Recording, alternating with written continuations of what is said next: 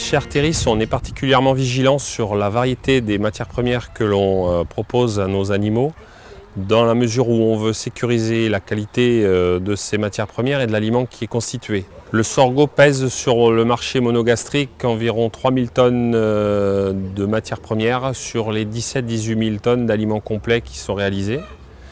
Le sorgho a une connotation régionale, puisque nous collectons bien plus que ces 3000 tonnes au niveau du groupe. Il est produit dans la région. On fait un poulet label rouge d'origine de la région, qui est distribué dans la région. Donc toute cette connotation régionale et la position du sorgho prend toute sa place. Nous avons des éleveurs dans le cadre des organisations de producteurs qui consomment effectivement l'aliment d'Arteris, dont vous avez ici un exemple en poulet label.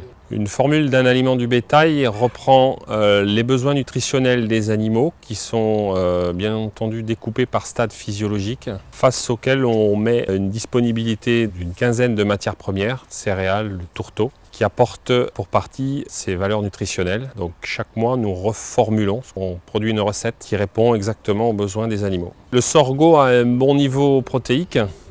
Il est également, la quasi-totalité du temps, d'un très très bon niveau fongique. Élément très important aujourd'hui que nous contrôlons sur nos aliments du bétail.